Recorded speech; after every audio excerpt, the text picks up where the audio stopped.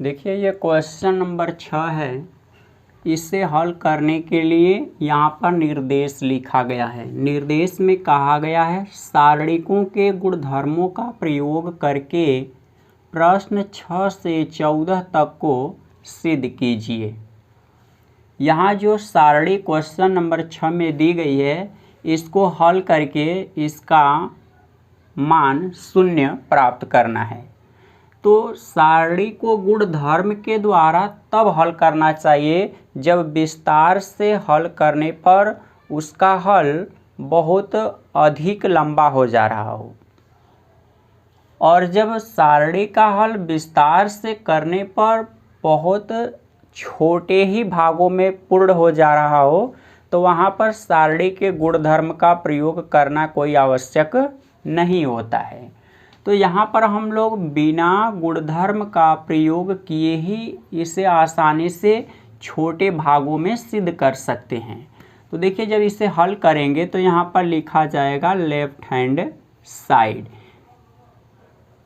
अब हम लोगों को इसे हल करके इसका आंसर 0 प्राप्त करना है। ये जो है पहली पंक्ति है और ये दूसरी पंक्ति, ये तीसरी पंक्ति है। तो आप पहली पंक्ति के सापेक्ष प्रसार करिएगा। जैसे आप मापांक निकालते हैं ठीक उसी तरह से इस सारणी का यहाँ पर मान निकाला जाएगा। तो आप जानते हैं जब पहला अवयव लिया जाता है तो प्लस होता है, दूसरा माइनस होता है और तीसरा प्लस होता है। क्रॉस गुणा करने का नियम वही होता है, पहला गुणा नीचे, दूसरा गुणा ऊपर, बीच में माइनस चिन्ह। तो जब आप पहला अवयव 0 लेंगे तो इसके आगे प्लस चिन्ह होना चाहिए। अब इसके सामने की हम पंक्ति और स्तंभ को छोड़ देंगे, बाकी के जो अवयव बचेंगे उनको सारणी के अंदर ही ऐसे लिख देंगे 0 -c c 0। दूसरा जब अवयव लिया जाएगा तो वो माइनस चिन्ह के साथ लिखा जाएगा, और दूसरा अवयव यहाँ पर a है तो यहाँ हम माइनस लिखेंगे और a लिखेंगे। अब a के सामने की जो पंक्ति होगी उसको छोड़ेंगे और a के सामने का जो स्तंभ दिख रहा है इससे भी छोड़ दिया जाएगा। तो बाकी जो सारणी के अवयव बच रहे हैं वो -a -c, यहाँ पर b है और 0। तीसरा जब अवयव लिया जाएगा तो वो प्लस चिन्ह के साथ, देखिए यहाँ ये प्लस है, लेकिन जब तीसरा अवयव को यहाँ पर देखेंगे तो ये -b है, और -b का गुणा जब प्लस में करेंगे तो -b प्राप्त होगा। तो b के सामने की पंक्ति और स्तंभ को छोड़ दीजिए, बाकी के जो अवयव बच रहे हैं उनको सारणी के अंदर ही लिख दीजिए। यहाँ -a 0 b c हो गया। अब इन्हें हल करना है। देखिए ये 0 है, 0 का किसी भी अवयव में गुणा होगा तो सभी भाग 0 ही प्राप्त होंगे। तो यहाँ से ये सभी भाग 0 हो गए। यहाँ पर माइनस में a है यहाँ। अब इसका जब यहाँ पर गुणा आप करेंगे 0 में -a का तो 0 प्राप्त होगा, बीच में माइनस चिन्ह होते हैं क्योंकि क्रॉस गुणा में पहला गुणा नीचे, दूसरा गुणा ऊपर होता है और बीच में माइनस चिन्ह। अब यहाँ पर देखिए इसका गुणा जब ऊपर करेंगे तो यहाँ माइनस में BC प्राप्त होगा, और माइनस यहाँ पर है भी तो रखेंगे तो यहाँ प्लस BC प्राप्त होगा। माइनस में अब B यहाँ पर, इस तरह से फिर पहला क्रॉस गुणा नीचे की तरफ होगा तो माइनस में AC प्राप्त होगा, और B का गुणा जब 0 में करेंगे तो 0 प्राप्त हुआ। ये 0 तो समाप्त हो जाएगा। अब देखिए BC का योग जब 0 में करेंगे तो BC प्राप्त होगा, और BC का गुणा -a में करेंगे तो -ABC होगा। -AC में से 0 को जब घटाएंगे तो -AC प्राप्त होगा, और -AC का गुणा -b में करेंगे तो +ABC। अब देखिए -ABC और +ABC, इससे हल करने पर 0 प्राप्त होगा, और यहीं राइट हैंड साइड हो जाएगा। ये क्वेश्चन नंबर 7 है। ये बाएं साइड में जो सारणी दी गई है इसे हल करके इसका आंसर 4 × a² b² c², ये सब जो गुणनफल के रूप में लिखे गए हैं इतना प्राप्त करना है। तो जब आप इसे हल करेंगे तो लिखेंगे लेफ्ट हैंड साइड और राइट हैंड साइड में इतना लाना होगा। यहाँ देखिए जो पहली पंक्ति दिखाई दे रही है R1, इसमें सभी स्थान पर A हैं, और R2 है, इसमें सभी स्थान पे B है, R3 है, सभी स्थान पे C है। तो आप R1 से सभी जगह से A कॉमन कर सकते हैं, उभयनिष्ठ इसका गुणनखंड A निकाला जा सकता है। पर आपको ये भी मालूम होना चाहिए कि किसी भी पंक्ति या स्तंभ से सभी स्थान से जो उभयनिष्ठ गुणनखंड कॉमन किया जाता है या बाहर निकाला जाता है, वह सारणी के साथ गुणा के रूप में लिखा जाता है, मतलब गुणनफल के रूप में ही होता है। तो यहाँ से यह A को जब बाहर निकालेंगे तो A यहाँ गुणा के रूप में होगा, B को बाहर निकालेंगे तब भी B गुणा के रूप में होगा, और C यहाँ से निकलेगा तब भी गुणा। इसका मतलब A B C भी आपस में गुणा के रूप में ही होंगे। तो इसे जब हल करेंगे तो लिखेंगे R1 R2 तथा R3 से क्रमशः A B तथा C उभयनिष्ठ गुणनखंड लेने पर। तो देखिए यहाँ से हम R1 जो है इसमें से A को बाहर निकाल रहे हैं। A जब बाहर आएगा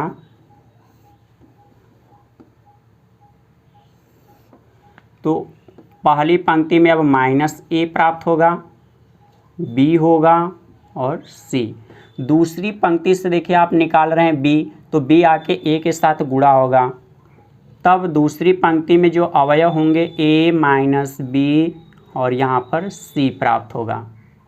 इसके बाद तीसरी पंक्ति से आप C को निकाल रहे हैं कॉमन, तो C जब बाहर आएगा तब यहाँ पर A प्राप्त होगा, यहाँ B प्राप्त होगा और माइनस में C। इतनी चीज़ें प्राप्त होंगी। अब देखिए ये R1 है, ये R2 है, यदि आप इनको जोड़ेंगे तो ये दो भाग शून्य हो जाएंगे। तो आप इनको जोड़ देंगे, लिखेंगे R1 change R1 plus R2। तो देखिए ये जो बाहर वाला गुणनफल के रूप में है, इनको उसी तरह से लिखेंगे, इनमें कोई परिवर्तन नहीं। अब इनको जब आपस में जोड़ेंगे -A में +A को जोड़ेंगे तो शून्य प्राप्त होगा, B में -B को जब जोड़ेंगे तब भी शून्य प्राप्त होगा, C में C को जोड़ेंगे तो 2C प्राप्त होगा। बाकी की पंक्तियों में कोई परिवर्तन नहीं है, इसलिए जैसे हैं वैसे ही इनको लिखा जाएगा।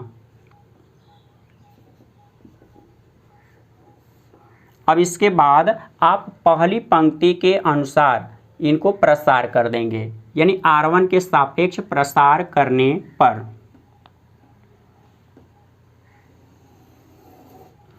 तो लिखेंगे R1 के सापेक्ष प्रसार करने पर। ये जो पहली पंक्ति इसी के सापेक्ष प्रसार हो रहा है, तो बाहर वाला जो मान है उसको उसी तरह रहने दीजिए, A into B into C।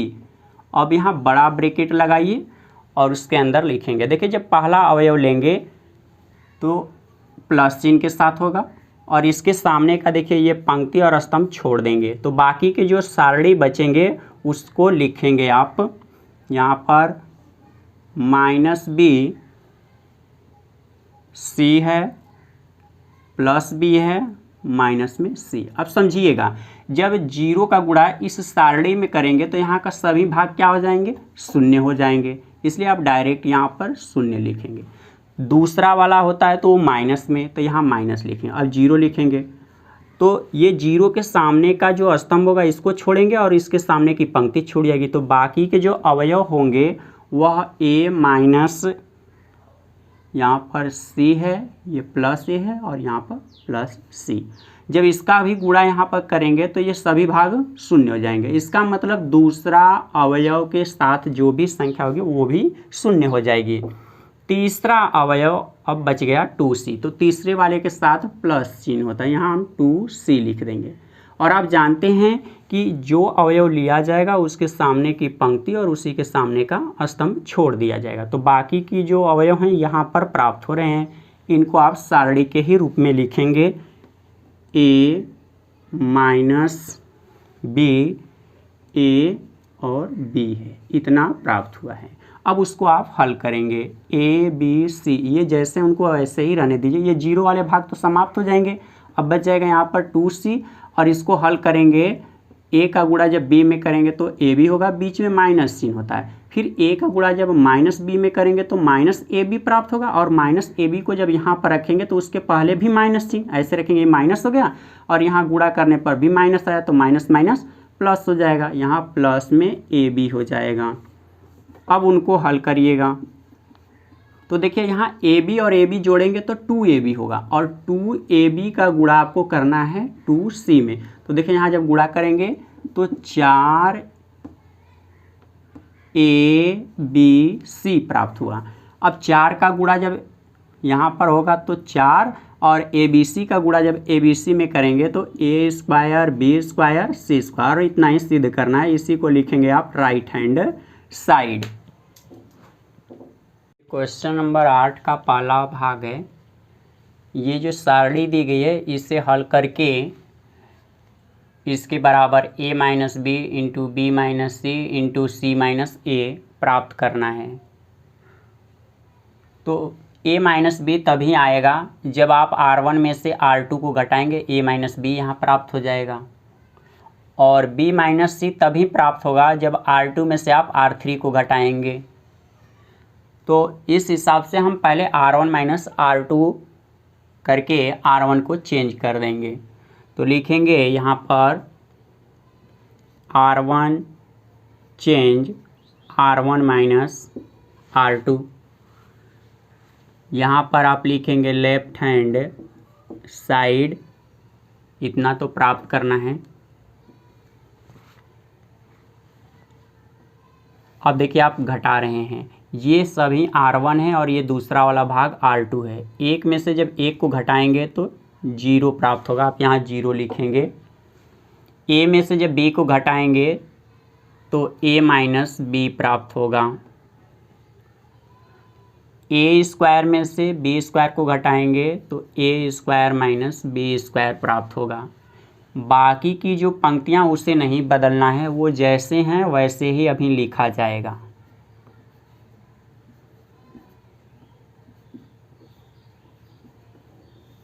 इसके बाद R2 को आप चेंज करेंगे।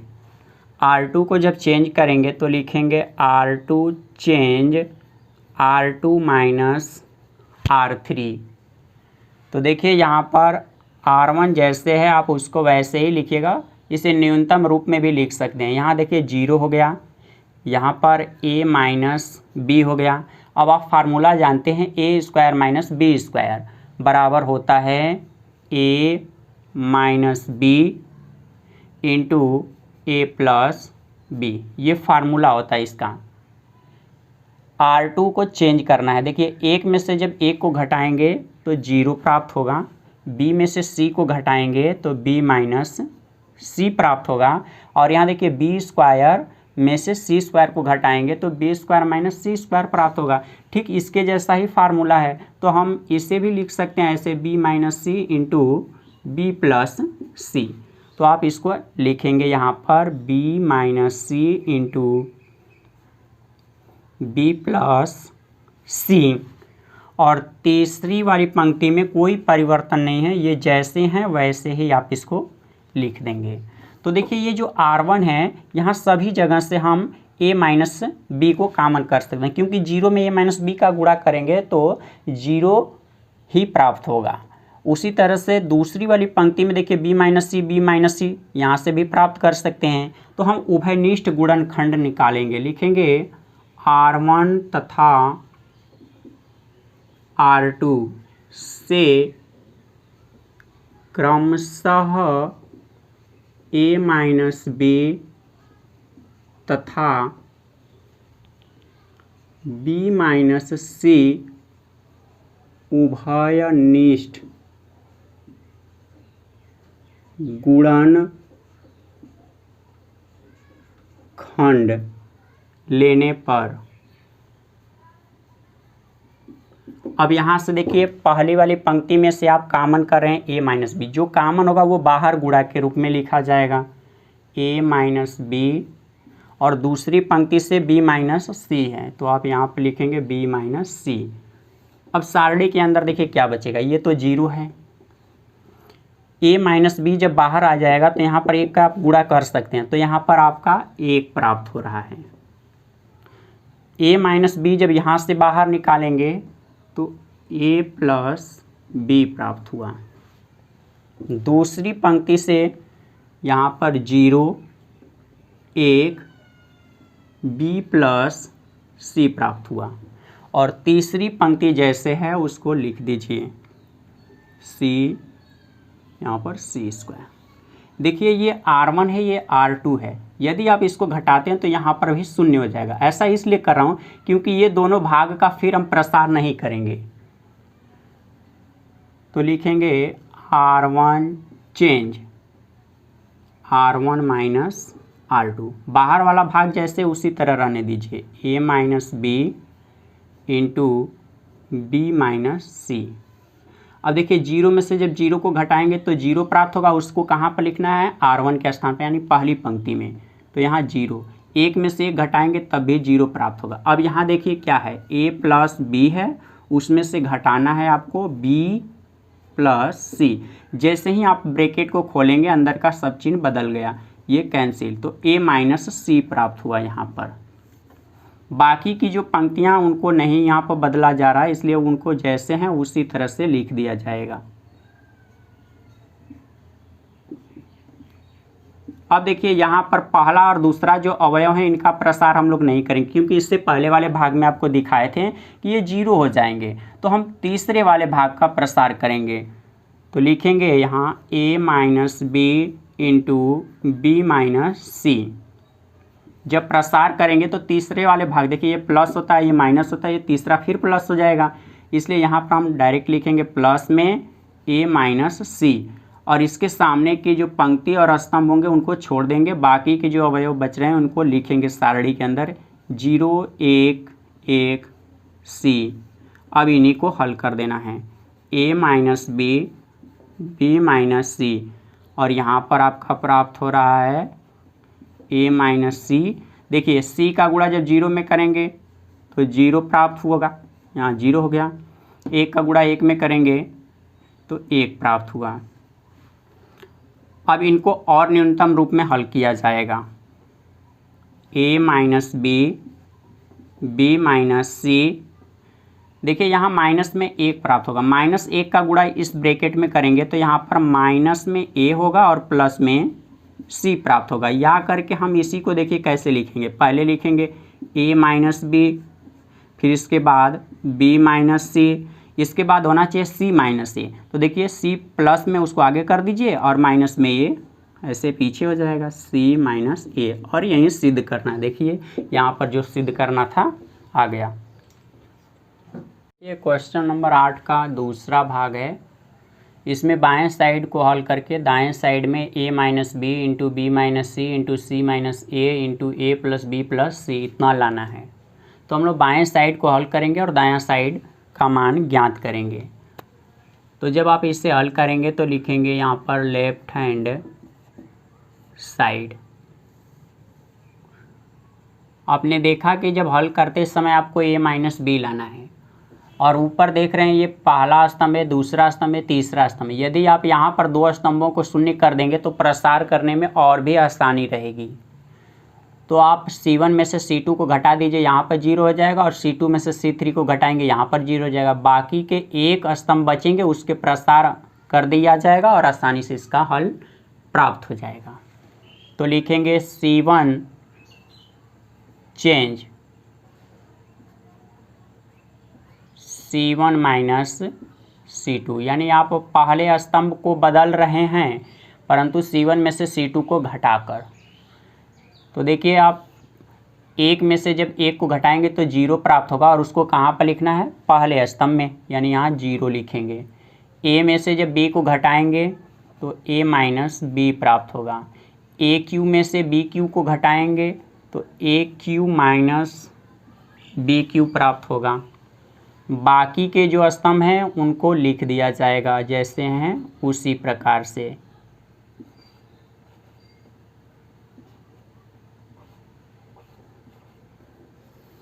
फिर देखिए आप C2 को चेंज कर दीजिए, C2 में से C3 को घटाएंगे तो यहाँ का भाग भी 0 हो जाएगा।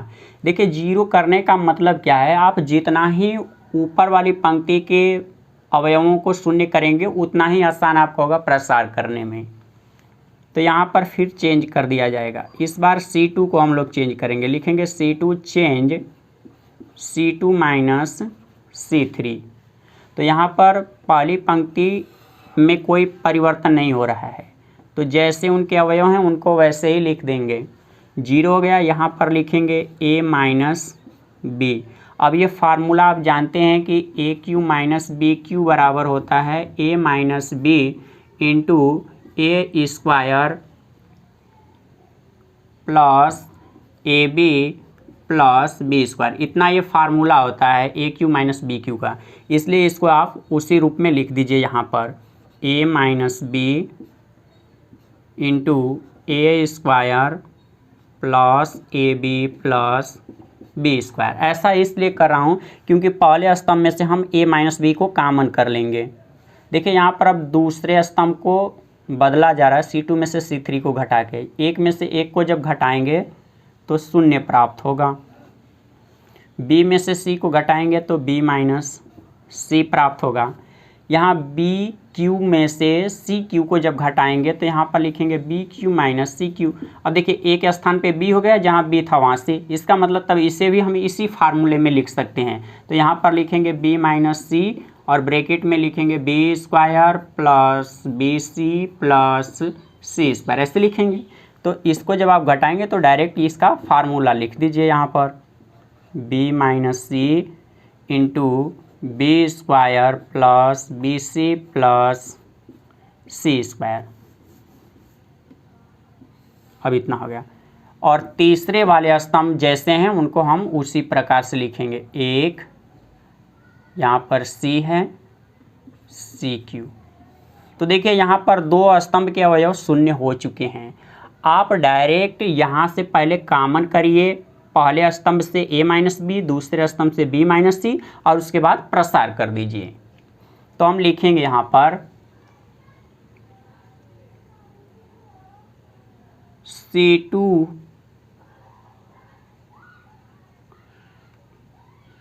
तथा C1 से क्रमशः B माइनस C तथा A माइनस B उभयनिष्ठ लेने पर। तो देखिए यहाँ से ये जो देख रहे हैं C2, इसमें से B माइनस C को निकालना है और C1 में से A माइनस B। तो इसको जब बाहर निकालेंगे, आप कॉमन करेंगे तो A minus B into B minus C, क्योंकि जो चीज़ कॉमन होगी वो सारणी के साथ बाहर गुणा के रूप में लिखी जाएगी। अब देखिए यहाँ से C1 में से A माइनस B जब बाहर निकल जाएगा तो यहाँ 0 बचेगा, इस तरफ 1 बचेगा, और यहाँ पर ब्रैकेट में लिखा जाएगा A square plus AB plus B square. अब इसके बाद दूसरे वाले में से B माइनस C को बाहर कॉमन किया गया है, तब यहाँ पर बचेगा 0 1 और ब्रैकेट में है B square plus BC plus C square. तीसरा स्तंभ जैसे है उसको उसी तरह से लिख दिया जाएगा, इसमें कोई परिवर्तन नहीं हो रहा है इस समय। अब देखिए जब आप पहला वाला भाग लिए होते हैं तो 0, इसके सामने की पंक्ति स्तंभ छोड़ेंगे तो यही चारों बचेंगे, इसका गुणा जब इसमें करेंगे तो 0 हो जाएगा। दूसरा वाला जब भाग लेंगे तो इसके सामने का जो भी हल होगा वो 0 ही प्राप्त होगा। तीसरा बच रहा है क्योंकि यहाँ पर 0 नहीं है, इसलिए जब इसका प्रसार करेंगे आप तो यहाँ पहले A माइनस हम B लिख ले रहे हैं इंटू B माइनस C। जब पहले पंक्ति के प्रसार करेंगे तो ऐसे बड़े ब्रैकेट को लिख लीजिए, यहाँ पर 1 होगा और ये सब इनका तो नहीं होगा, तो इसके सामने की पंक्ति और स्तंभ को छोड़ देंगे, बाकी के जो बच रहे हैं उनको सारणी के अंदर लिखेंगे। यहाँ पर 1, ये बचेगा A square plus AB plus B square, और यहाँ पर 1 ब्रैकेट में b square plus b c plus c square है, ऐसे हो जाएंगे। अब देखिए एक का गुणा इस पूरे सारणी में करेंगे तो यही सारणी बचेगी, बाहर का जो भाग है उनको लिख लीजिए ए माइनस बी माइनस सी। इसका क्रॉस गुणा होगा क्योंकि ये सारणी है, यहाँ पर जब गुणा करेंगे तो b square plus b c plus c square, बीच में माइनस चिन्ह होता है। यहाँ के पूरे ब्रैकेट का गुणा जब एक में करेंगे तो a square plus a b plus b square प्राप्त होगा।